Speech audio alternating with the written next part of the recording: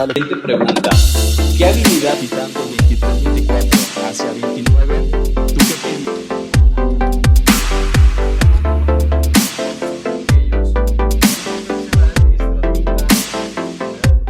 ¿Qué tal, mi estimado? ¿Cómo estás? Buen día.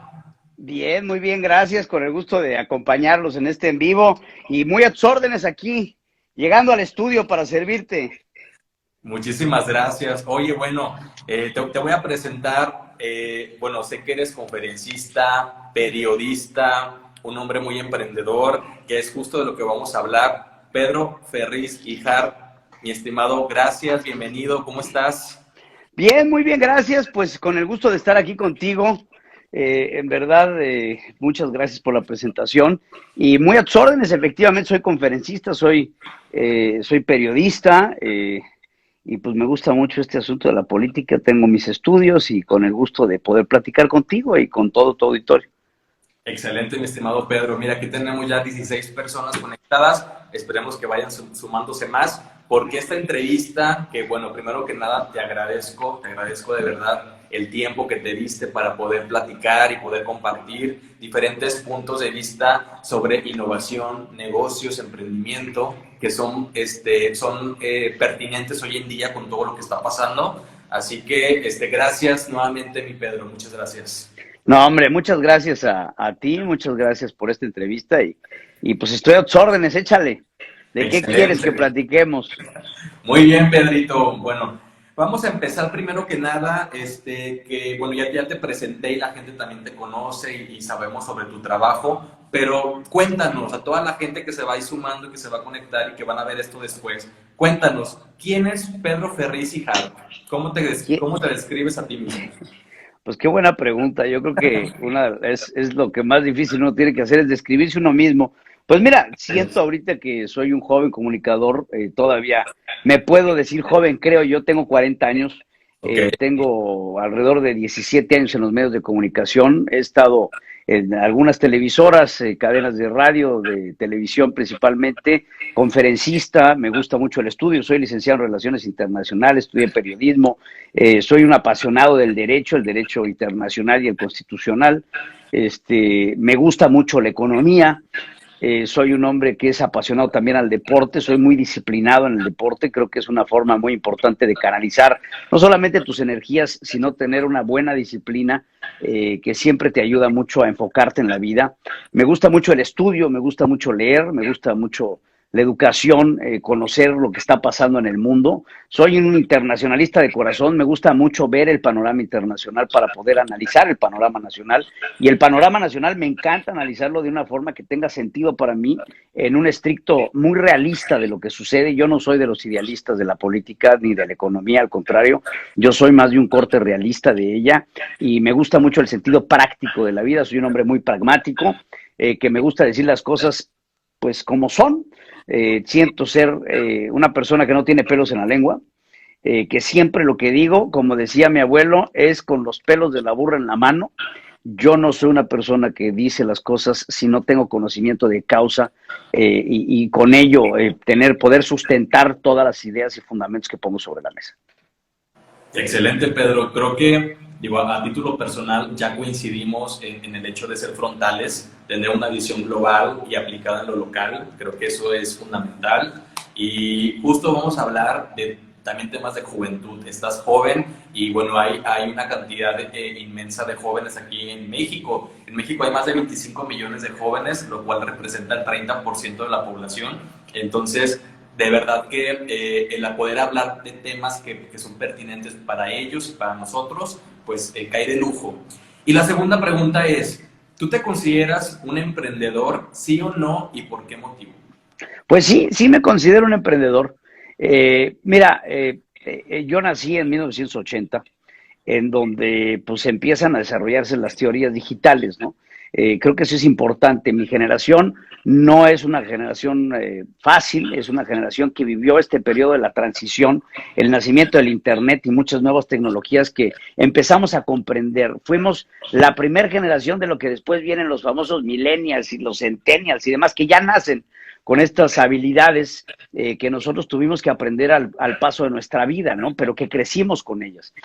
También emprendí yo de las primeras estaciones de radio que hubo en internet en México. Wow. Una de ellas fue mía, que se llamaba, en aquel momento se llamaba Poder México Radio, que fue de las primeritas que teníamos un muy buen punch a nivel internet, pero el país no estaba todavía preparado para tener este tipo de plataformas que se han ido desarrollando. Creo que la tecnología de los medios de comunicación, como esto que estamos haciendo ahora, pues era impensable hace, ¿qué te gusta? 5 o 6 años. Entonces todo esto se ha desarrollado a pasos agigantados. También me siento un emprendedor en el aspecto de dar las noticias. Yo creo que en estos momentos tenemos a muchos lectores de noticias, pero que tienen poca opinión. Con este mundo tan tecnológico que tenemos hoy en día, la información está en la punta de los dedos de todos. Y el editorializar la información es una forma de emprendimiento importante, porque para leer las noticias o para decir las noticias, pues cualquiera lo puede hacer si tiene una tablet o si tiene pues tantito acceso a un Wikipedia, ¿no? Y lo vemos con una enorme cantidad de nuevos periodistas o comunicadores que han salido en estas plataformas sociales, principalmente, por ejemplo, los youtubers o los conocidos ya como influencers, que yo todavía es un concepto que no acabo de entender perfectamente bien. ¿Influencers de qué, en qué y en base a qué? Para poder influenciar en esta vida, para poder tener un punch y para poder tener una opinión, lo primero que tienes que tener es una gran cantidad de cultura y poder hablar sobre tus experiencias y sobre lo que tú sabes, no sobre lo que lees en una Wikipedia o lo que ves en internet cuando googleas. Creo que en mi generación todavía somos de los románticos de los libros, aprendimos a través de las enciclopedias de papel, ¿no? Aunque ya después me tocó lo que fue en un principio esta enciclopedia en carta, ¿no? Que te la vendían en DVDs, ¿no? Etcétera, etcétera. Pero hoy por hoy ya las nuevas juventudes pues tienen alguna duda y se meten en internet, lo googlean o esperan que Alexa o que Siri o que algún instrumento de inteligencia artificial le resuelva la vida. Y creo que por ahí no va la cosa. Creo que lo que tenemos que tener es el ejercicio del músculo más importante que tiene nuestro cuerpo, que es el cerebro. Correcto. Y tú lo acabas de decir, las juventudes pues son muy diversas. Tenemos adolescentes, jóvenes, adultos jóvenes que bueno, traen diferentes pensamientos, formas de actuar, algunos más prácticos, otros pues todavía con más apego a lo tradicional, a lo clásico, por así decirlo. Y yo quisiera que hiciéramos un pequeño viaje en el tiempo, que tú recordaras, ya nos acabas de platicar este emprendimiento de la estación de radio por internet, pero ¿cuál fue el primer emprendimiento que tú consideras que fue el primer proyecto que Pedro Ferriz Híjar hizo en su carrera? Te vas a reír. Dime. Pero fíjate, en algún momento, digo, ya sabes, ¿no? Desde chavo fui muy inquieto. Entonces, yo he trabajado desde que soy joven y empecé yo a trabajar, si mal no lo recuerdo, trabajaba yo, bueno, mi primer chamba que tuve fue como office boy, ejecutivo B, en la oficina de mi papá, ¿no? Digo, evidentemente, pues iba yo en mis tiempos libres o en mis vacaciones, me iba yo a unas oficinas que tenía mi padre en Polanco y era yo el ejecutivo B, ¿no? El mensajero, me iba yo de aquí para allá, me mandaban, me traían y andaba yo por todos lados. Pero ya mi primer trabajo formal, que consideré yo mi primera experiencia laboral, me fui yo a trabajar en unos hoteles, estuve yo trabajando durante muchos años en un grupo muy importante de hoteles que empecé desde chico. Porque yo empecé ahí trabajando en el almacén de la constructora y me ponían a contar tornillos y a manejar este almacén de productos para la construcción, y después pasé a ser ejecutivo de call center. Yo trabajé en un call center de reservaciones, en donde pues ahí me dedicaba yo a hacer reservaciones y me ganaba yo 10 pesos por cada reservación que hacía yo de forma exitosa en el área internacional. De ahí me hice pues jefe de grupo, jefe de sección, de ahí me pasé a trabajar a los campos de golf, de ahí, bueno, para no hacerte el cuento largo, acabé yo siendo el director de marketing y director de ventas de esta empresa, que estuve trabajando con ellos durante 14 años. Entonces fue una carrera que me dejó mucho, porque me dejó mucho aprendizaje. Pero a nivel personal, el primer emprendimiento que tuve fue una cafetería. Wow. Tuve yo una cafetería, no sé si se acuerdan, antes de que existiera Starbucks, existían unas cafeterías que se llamaban Gloria Jeans y había otras que se llamaban Café Society. Y yo compré una franquicia de Café Society con un préstamo que me hizo un amigo de mi papá y me dijo, te voy a dar este dinero porque sé que te vas a equivocar y lo vas a echar a perder, pero va a ser la mejor experiencia que te voy a poder dar en la vida. Y Claro. efectivamente puse mi cafetería en Acapulco y me di cuenta de lo difícil que fue poder trabajar una cafetería que tenía temporadas altas, bajas y medias. Ujú. Pues sí, acabé quebrando, acabó siendo un desastre, pero me dejó una enorme enseñanza de lo que son la dificultad de emprender un negocio, ¿no? Tenía yo escasos 23 años cuando puse esta cafetería, si no es que menos, debe haber tenido 20, 21 años, por ahí estaba yo bien chavito, y lo primero que hice fue tratar de innovar en esta cafetería y llevarme mi cafetería a la playa. Ok. Y entonces hice un carrito de cafés con licuadoras y frappés y todo que me llevaba yo allá a la playa del Princes y vendía yo cafés y pues eran ilegales como yo la quiera ver, pero pues vendía yo cafés ahí en la playa y también fue un acto de emprendimiento. He tenido varias ideas y siempre he tratado de consolidarlas, aunque en ellas implique el fracaso. Creo que el fracaso es el camino más rápido al éxito. Una persona que tiene éxito sin haber fracasado, seguramente acabará siendo una llamarada de petante, porque no hay nada más que vaya uno a disfrutar en la vida que el éxito a través del fracaso. O sea que hay que tener ese músculo desarrollado que se llama la tolerancia a la frustración. Correcto, y tú lo acabas de decir, Pedro. Hay un tabú muy grande en el tema del emprendimiento y a nivel general, y es sobre el fracaso, porque se llega a pensar que es un sinónimo de depresión, de no continuar, y es el mejor indicador para poder medir y ver qué podemos corregir o qué podemos cambiar y seguir adelante. Yo lo que les digo es esto: si van a fracasar, háganlo rápido, barato y a lo que sigue, Pues porque sí, mira, te voy a dar esta lección que a mí me llama mucho la atención de lo que fue la vida de Henry Ford, ¿no? sí. Henry Ford lanza de forma exitosa un automóvil que se llamaba el modelo T.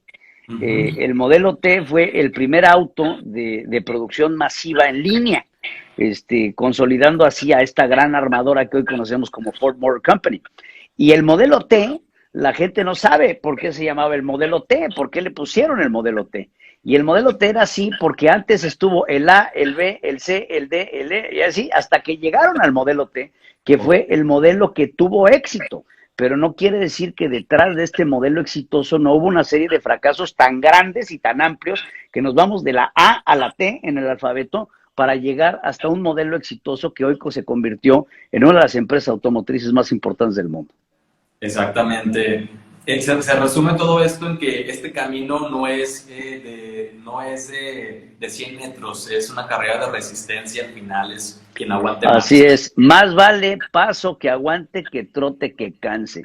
Pero muchas veces, y se lo digo a los jóvenes, esto viene de la mano de la madurez, viene de la mano del entendimiento del fracaso, porque cuando estamos jóvenes y te lo digo por experiencia personal, pues tenemos esta euforia por hacer las cosas, ¿no? Y recuerdo mucho esta anécdota de que me contaba mi abuelo, que decía que llegaba un lobo viejo y un lobo joven a la cima de una montaña y veían abajo una serie de ovejas y decían, vámonos, lobito, vamos a chingárnoslas a todas. Y decía, tranquilito, lobito, y tendremos tiempo de acabar con cada una de ellas. Entonces, a veces la adrenalina de la juventud tiene que ser controlada por la sapiencia de la vejez. Correcto.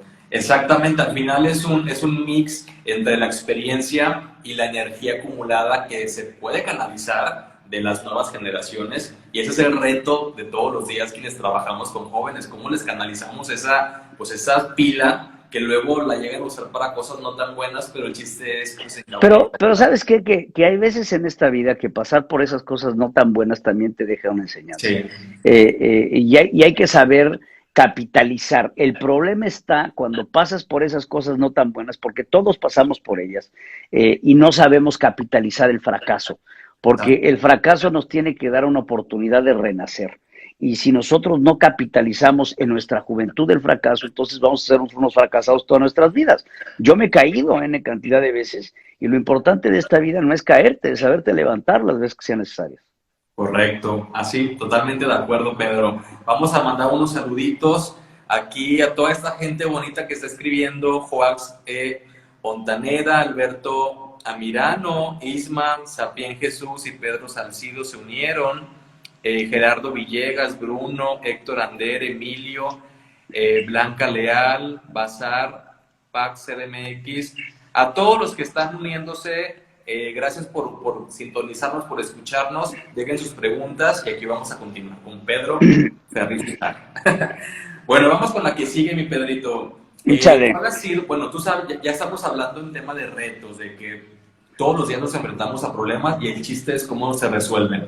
¿Cuál ha sido el mayor reto a nivel profesional en tu carrera? Que nos platiques. Pues mira, mi carrera ha estado llena de retos todo el tiempo, pero creo que mantenerte sobre la línea de lo que dices y no tenerle miedo a las repercusiones de tus palabras es el mayor reto que puede tener cualquier comunicador. Hoy por hoy, y más en estos tiempos tan turbulentos que estamos viviendo en nuestro país, alzar la voz a veces puede ser peligroso, inclusive mortal. Claro. Y yo he tenido a lo largo de mi vida y a lo largo de mi carrera, pues muchas amenazas de mucho tipo, desde el poder, al que he aprendido a confrontar, desde la gallardía de saber que lo que estoy pensando yo y estoy diciendo, lo estoy haciendo y estoy actuando conforme a mis principios y valores. El mayor reto que he tenido, yo creo que ha sido el aceptar que hay veces en esta vida que te rodeas de amigos que no son tus amigos, y lo que más me ha costado trabajo ha sido la traición de muchos de ellos, porque un enemigo nunca te traiciona. Los que te traicionan siempre son esas personas que están cerca de ti. Y yo creo que ese es el reto más importante, el establecer confianza, y que esa confianza de repente sea coartada por intereses o por muchas otras cosas más que van fuera de tus manos, y también hay que saberlo aceptar. Claro. Pero a lo largo de mi carrera creo que ese ha sido el reto más grande, el saber con quién cuentas y con quién no, para un camino de lucha y para un camino de lo que sabemos que debe de ser el deber ser. Creo que el entender el deber ser es una de las cosas más importantes que uno tiene que capitalizar en su vida. Correcto, y acabas de decir algo también que es que no podemos ser ajenos. En ocasiones los enemigos sabemos, si los sabemos ubicar, sabemos quiénes son, pero lo peor es la traición de alguien cercano que no te esperas, pero que al final también a la larga pues te vuelves pues... Se vuelve una experiencia, se vuelve la experiencia más importante. Mira, yo he tenido una carrera que ha intentado ser denostada por muchos lados, y yo, sin embargo, no me quiebro. Y sigo adelante con lo que tengo. Se me acusa de N cantidad de cosas y yo sé que no son ciertas, pues sí son ciertas, y las que son ciertas las aceptaré con la misma valentía con la que acuso. Y creo que eso es importante, y creo que es una lección para los jóvenes. Al hecho pecho, y lo que es, entonces no hay que esconderse de nada ni de nadie y nunca tener miedo a ello. Claro. Muy bien, cambiando de tema, Pedro. Vamos esperanzadoramente de salida, aunque no tanto de la pandemia. ¿Tú cómo la afrontaste o la sigues afrontando? Pues mira, yo te soy sincero, yo, como tú sabes, y yo vivo en los Estados Unidos, y pues la verdad es que con mi trabajo, pues yo seguí saliendo porque pues lo tenía que hacer, tenía yo que seguir trabajando, y más con tanta noticia y con todo el mundo en sus casas, pues uno tenía que seguir presentando los contenidos de lo que estaba pasando, ¿no? Mi labor como periodista. ¿Cómo me cuidé? Pues con todas las medidas indicadas por la CDC y por los científicos y por la gente que conoce de la materia, con pues geles, desinfectantes, aerosoles, cubrebocas, tratando de protegerme lo más posible, y cuando se me dio la oportunidad de poderme vacunar, pues vacunándome. Excelente. Por aquí veo que nos dice Griselda, es la voluntad que tienes para levantarte, ya sea de pie o de rodillas, pero levantarte, seguir. Correcto, de acuerdo. Ay, mi Griselda tan linda. También aquí dice Paco Rojas, saludos, bro. Saludos, mi querido Paco. Un saludo allá. Paquito está allá en San Diego, California. Súper, muy bien, Pedro. Bueno, Oye, hablando precisamente, bueno, ya tocamos el tema de los retos, de tu reto a nivel profesional, de cómo manejaste el tema de la pandemia. Aquellas personas, especialmente los jóvenes, que desean emprender, pero luego no saben por dónde o tienen miedo de que van a fracasar, ya sabes, todos los tabús que existen, ¿qué mensaje tú le puedes dar a ellas y a ellos para que arranquen su negocio? Híjole, mira, te voy a dar lo que yo pienso. Yo pienso que para poder guiarte a ti, te tienes que guiar con la cabeza. Para guiar a los demás, tienes que guiarlos con el corazón. Entonces, eso es una forma en la que yo vivo mi vida. Trato de ser muy racional en mis acciones, analizar siempre uno o dos pasos adelante. Creo que la vida es un enorme tablero de ajedrez en donde todas las acciones que tengas tú van a tener una reacción y eso es impostergable. Viva mucho sobre la necesidad de saber de que si haces mal vas a recibir el mal. Yo soy una persona que cree mucho en el karma. Yo creo que lo que haces bien se te va a multiplicar, lo que haces mal pues se te va a cobrar en esta vida. Intentar iniciar un emprendimiento se tiene que hacer con esa gallardía y con ese valor de saber que te vas a poder equivocar, pero que sobre la marcha se pueden hacer los arreglos pertinentes. No temer y saber que en algún momento las cosas se van a poner difíciles y yo lo único que pienso cuando las cosas se ponen difíciles es Dios proveerá y sabe que estoy haciendo las cosas bien y que estoy haciendo con convicción y que las cosas van a salir adelante. Por supuesto, se tienen que sentar las bases para hacer las cosas y todo se tiene que hacer en base a un análisis de lo que estás haciendo a corto, mediano y largo plazo. Correcto. O sea, ahí lo tienen, es confiar con el corazón y sobre todo que les guste lo que van a hacer, porque lo peor No, si no sería te que, gusta, estás fregado. así es, y si no les gusta, aunque ganen dinero, pues no. Aparte es un dinero que no te vas a ver bien. En Exacto, cuanto encuentras lo que amas en la vida, no vas a tener que ir a trabajar ni un solo día de tu vida. correcto. Oye, esta pregunta que viene a continuación, he tenido respuestas de extremo a extremo, yo quiero escuchar tu respuesta y que nos digas tú qué opinas. ¿Tú No, no, crees no es cierto. ¿Tú crees que el emprendimiento, el hecho de, porque emprender no es fácil, ya nos dimos cuenta, ¿tú crees que el emprendimiento es para todas y todos, sí o no, y por qué? Yo creo que no. ¿Ok? Yo creo que en este mundo hay personas alfa y personas beta.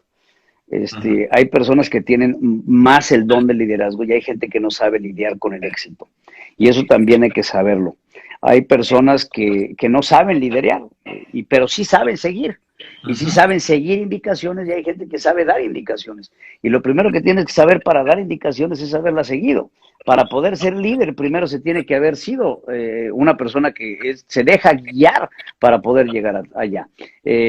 Definitivamente creo que todos tenemos una capacidad de emprendimiento, sí, dependiendo de nuestro ámbito y dependiendo Claro. de qué es lo que queremos hacer, pero más bien todos podemos emprender, pero no todos tenemos el don del liderazgo, que es algo muy importante.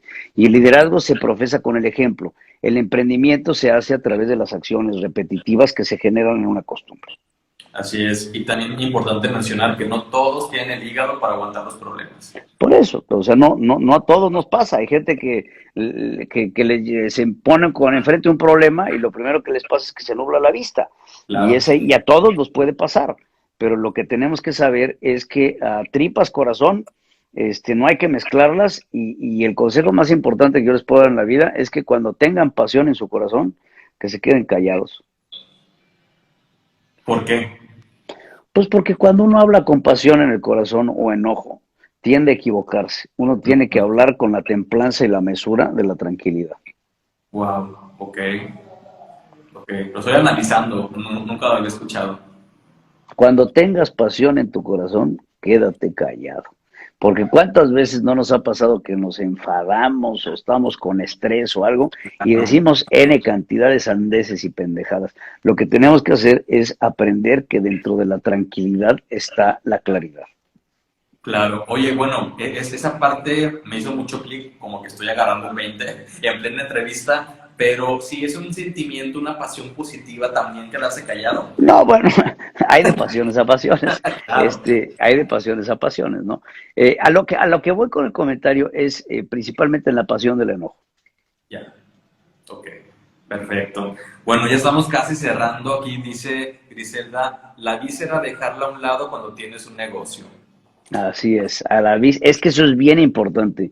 En el mundo de los negocios no pueden existir ese tipo de pasiones. En Claro. el mundo de los negocios las cosas no se deben de tomar personales. Hay muchos negocios en esta vida que se caen porque la agarran personal. Y uno tiene que saber dividir entre el trabajo y la amistad. Y tiene que saber dividir entre el trabajo y el amor. Uno tiene que Ujú. saber separar las cosas que a veces se ven entremezcladas con amigos, con familiares, con parejas, y acaba eso siendo un embrollo horroroso porque se la agarraron personal. Y por Claro. supuesto tiene que estar abierto a la crítica, ¿no? Correcto. Bueno, nos quedan dos preguntitas, pero antes vamos a hacer una dinámica, Pedro. Te voy a mencionar algunas palabras. Me vas a decir lo primero que se te venga a la mente con la palabra que te voy a decir. ¿Va? A ver, Tranquilo, no, no es nada chusco ni me nada. suena perfil psicológico, pero a ver, aviéntamelo. A ver, ahí te va. La primera palabra es vida. Mis hijos, ¿Ok? Pandemia. cuídate, Amor. la familia. Karma. Karma. Mejor no lo hagas, ¿Ok? Familia. amor. Retos. Sí se puede. Política. Difícil. Dios. Todo. Negocios. Un estilo de vida.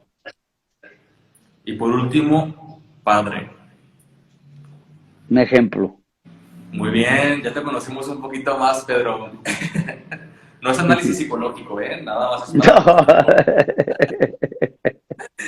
Oye, bueno, ya para ir cerrando, ¿qué consejo le darías precisamente a estas pymes, a estos small businesses, a estos negocios pequeños, que, bueno, la vieron difícil y la siguen viendo medio complicada a raíz del tema económico de la pandemia?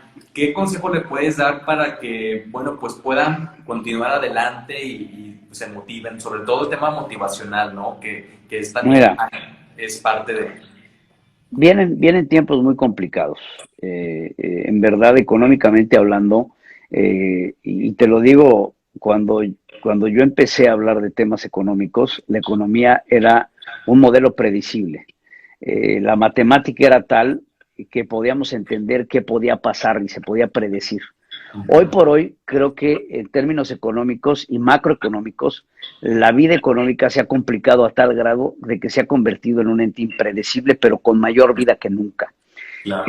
Vienen momentos muy complicados, estamos viendo mucha deuda, estamos viendo un momento en el que la gente no tiene el poder adquisitivo, estamos viendo países que están inyectando capitales con apoyos, no es el caso de México, pero lo estamos viendo a nivel internacional para poder volver a reactivar las economías mundiales. Vamos a entrar en un proceso económico similar a los procesos económicos de postguerra que nos han marcado en la humanidad. Esta pandemia es el equivalente a una de la Segunda, Tercera Guerra Mundial.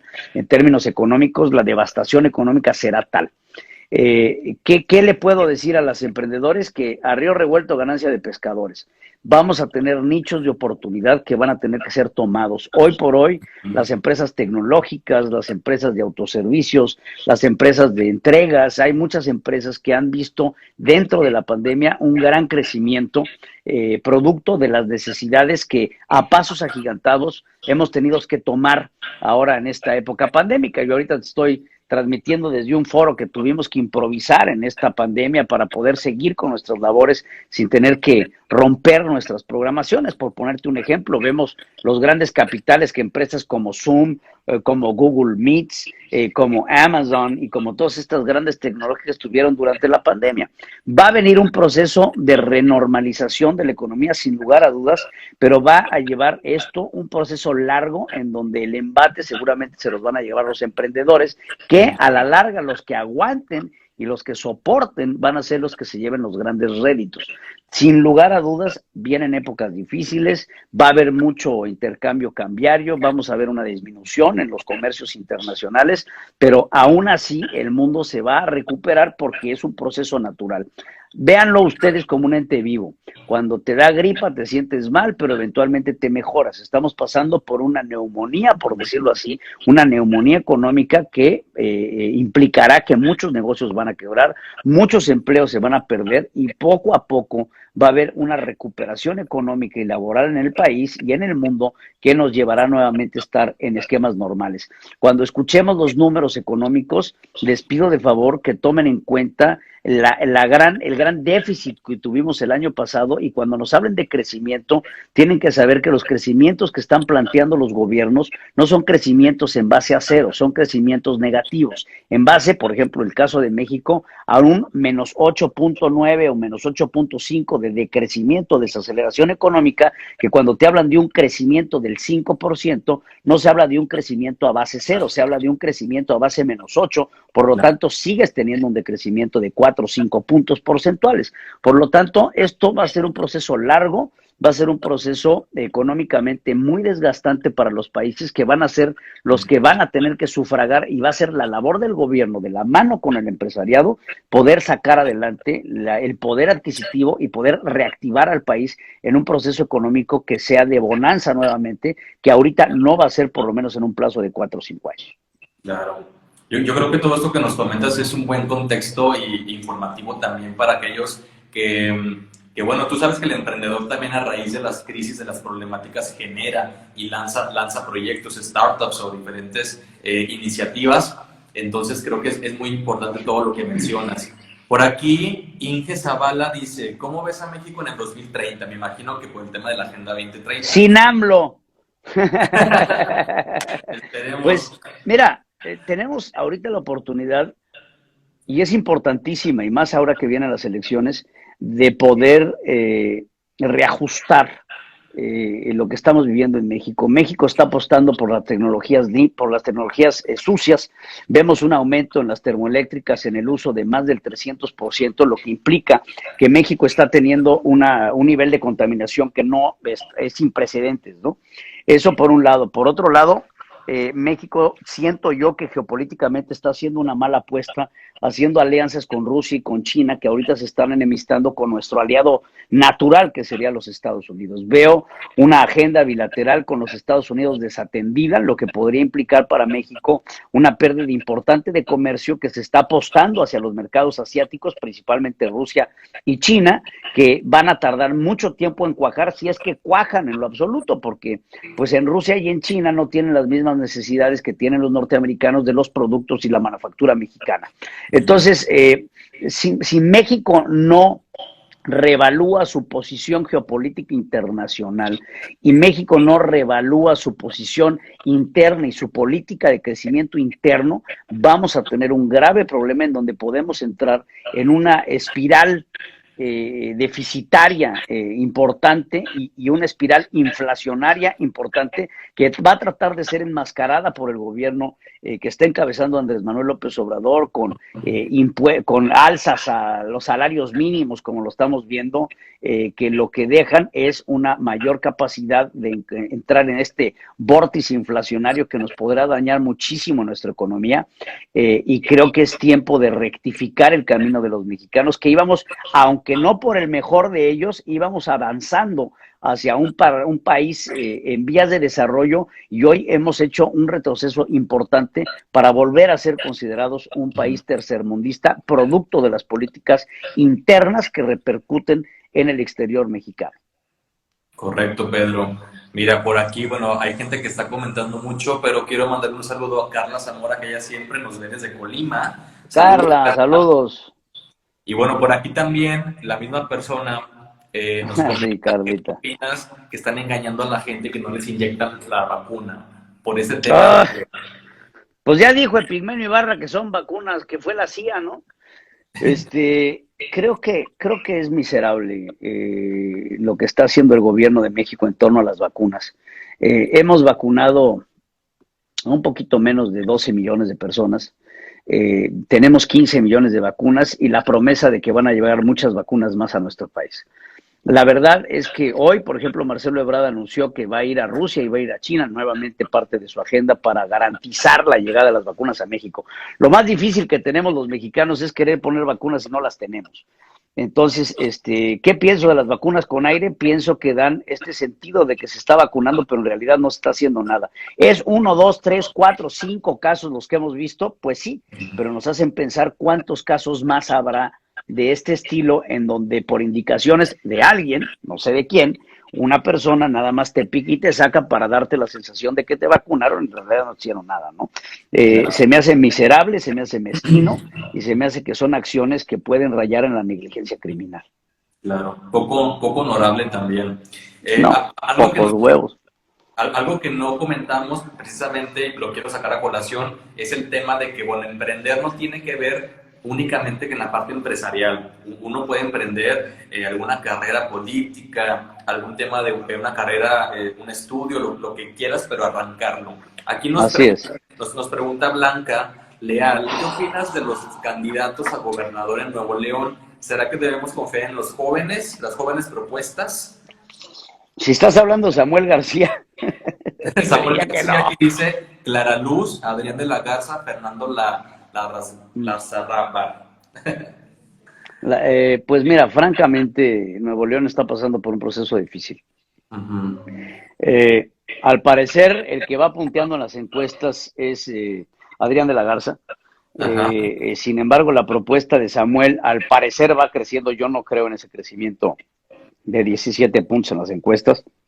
Y bueno, ¿qué te digo de la mujer esta, no? ¿Cómo se llama? Clara Luz. Clara Luz, que después que dan a conocer sus nexos con esta secta de esta con la que estaba Emiliano Salinas, pues se acabó su carrera política, ¿no? ¿Qué podrá pasar en Nuevo León? Pues ojalá y no llegue Samuel, ojalá y no llegue Clara, y Samuel, y Adrián de la Garza, pues tendrá que demostrar de convertirse en gobernador que tiene las cartas credenciales. Después de pasar por el Bronco, las cosas yo pensé que no se podían poner peor, pero como vemos, sí se pueden poner peor. Lamentablemente no hay candidato nuevo. Así es. Oye, Pedrito, bueno, para todas aquellas personas que deseamos estar en contacto contigo, alguna conferencia y demás, ¿cómo podemos encontrarte en redes sociales? Aquí a través de mi Instagram, @PedroFerriz3, también en mi Twitter, estoy ahí para servirles. Excelente. Bueno, pues Pedro, mil gracias nuevamente por tomarte el tiempo. A toda la Gracias gente a ti. que nos sigue viendo, gracias por conectarse. La entrevista se subirá al canal de YouTube, te la haré saber también, mi estimado Pedro. Y pues bueno, agradecidos, contentos y sobre todo un diálogo que se prestó para hablar de diferentes puntos que son importantísimos hoy en día. Muchas gracias, te Pedro. agradezco muchísimo. Cuídate mucho. Igualmente, que tengas buen día. Un abrazo. Bye. Hasta luego. Bye.